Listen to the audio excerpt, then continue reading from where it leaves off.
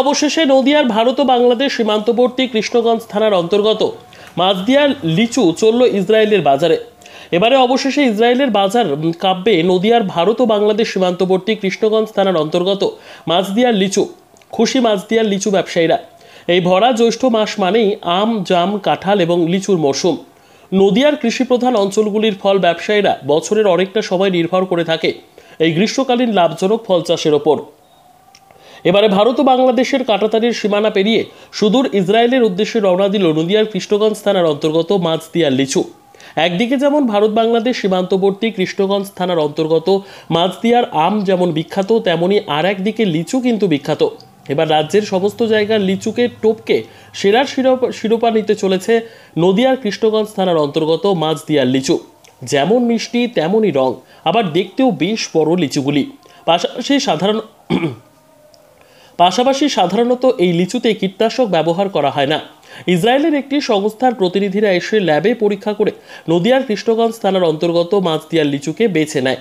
যেহেতু এই লিচুগুলিতে কীটনাশক ব্যবহার না করে জৈব পদ্ধতিতে লিচু চাষ করা হয়ে থাকে, সেই জন্য ইসরায়েলের বাজারে এবারে কাঁপাতে চলেছে নদিয়ার কৃষ্ণগঞ্জ থানার অন্তর্গত মাছদিয়ার লিচু। এমনটাই জানাচ্ছে মাছদিয়ার লিচু চাষিরা এবং সাথে অত্যন্ত খুশি মাছদিয়ার লিচু ব্যবসায়ীরা। স্থানীয় বাসিন্দাদের দাবি, এর ফলে মাছদিয়ার লিচু ব্যবসায়ীরা যেমন লাভের মুখ দেখবে, তেমনই পরবর্তীতে আরও বেশি সংখ্যক লিচু চাষিরা অতিরিক্ত লাভের আশায় লিচু চাষে আগ্রহী হবে। কৃষ্ণগঞ্জ থানার অন্তর্গত মাছদিয়ার লিচু কৃষক বিদ্যুৎ বিশ্বাস কেন লিচু চাষ করে আজ সকলের আলোচনার বিষয়বস্তু। হাটে বাজারে এবং চায়ের দোকানে একটাই আলোচনা, জৈব পদ্ধতিতে লিচু চাষ করে আসছে কৃষ্ণগঞ্জ থানার অন্তর্গত মাছদিয়ার লিচু চাষি বিদ্যুৎ বিশ্বাস। আর আজ নদিয়ার কৃষ্ণগঞ্জ থানার অন্তর্গত মাছদিয়ার লিচু কৃষক বিদ্যুৎ বিশ্বাস তার হাতে তৈরি লিচু এবারে পৌঁছে দেবে ইসরায়েলের বাজারে। খুশি লিচু কৃষক বিদ্যুৎ বিশ্বাস ও তার গোটা পরিবার সহ তার সহকর্মীরা। আর এই বিষয়ে নদিয়ার কৃষ্ণগঞ্জ থানার অন্তর্গত মাছদিয়ার লিচু কৃষক বিদ্যুৎ বিশ্বাস সহ তার বিভিন্ন সহকর্মীরা তারা কি জানালেন আমাদের ক্যামেরার মুখোমুখি হয়ে জেনে নেব তাদের মুখ থেকে। এ দেশের থেকে বিদেশেও যাচ্ছে, এখানে বোম্বে হয়ে বিদেশেও যাচ্ছে, বিদেশে ইসরায়েল পর্যন্ত এই লিচু চলে যাচ্ছে। আপনার কাছে ইসরায়েলের লোকেরা এসেছিল? ব্যবসাদাররা। আর সেই লিচুটা কত দামে বিক্রি করলেন? সেই লিচু হচ্ছে আমাদের আতা বোম্বাই তো বেশি হয়েছিল না, ওইটা 10,500 টাকা ঝড়ি বিক্রি হয়েছিল। হচ্ছে আপনার 2000 লিচু 10,500 টাকা। আর এইটা 5,500 5,000 এইরকম বিক্রি হচ্ছে। আপনার কি খুশি? খুশি, মোটামুটি খুশি। অন্যবারের থেকে এবার খুশি, যেহেতু এটা বায়োপেস্টিসাইড দিয়ে তৈরি করা হচ্ছে, তো যার জন্য চাহিদাটা বেশি। আর মূলত আর কোথায় কোথায় যায়?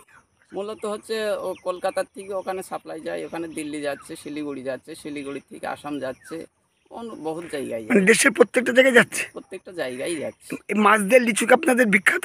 মাছদিয়ার লিচু সব থেকে বিখ্যাত লিচু এলাকায়। মালদার পরে, মালদার লিচু তো হচ্ছে ওখানে লাস্টে বিক্রি হতে চায় না, ওরা পেস্টিসাইড ব্যবহার করে বলে সেবার খেয়ে সব অসুস্থ হয়েছিল, যার জন্য আমাদের কৃষ্ণগঞ্জের লিচুর চাহিদাটা বিশাল ব্যাপক চাহিদা। আপনার নাম? আমার নাম বিদ্যুৎ বিশ্বাস। এই যে আপনারা লিচুটা চাষ করেছেন, কিভাবে করেছেন?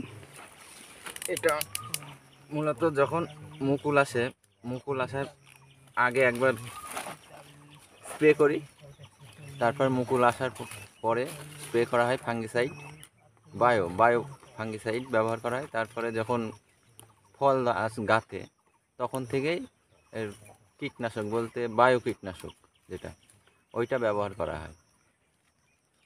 এদের লাভটা কি হচ্ছে?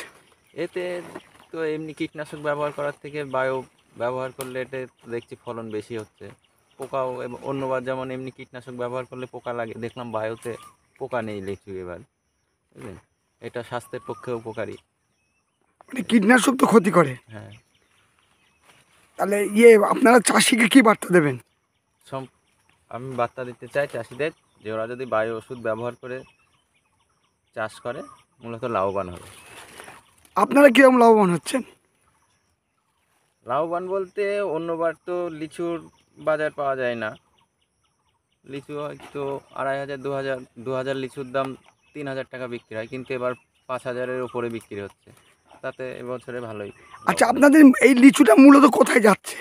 এটা আমাদের মাছদিয়ায় আড়ত আছে, ওখানে আমরা বিক্রি করি। ওখান থেকে আবার কিছু ভ্যান্ডারি আছে ব্যবসাদার, তারা জমির থেকেও নিয়ে যাচ্ছে।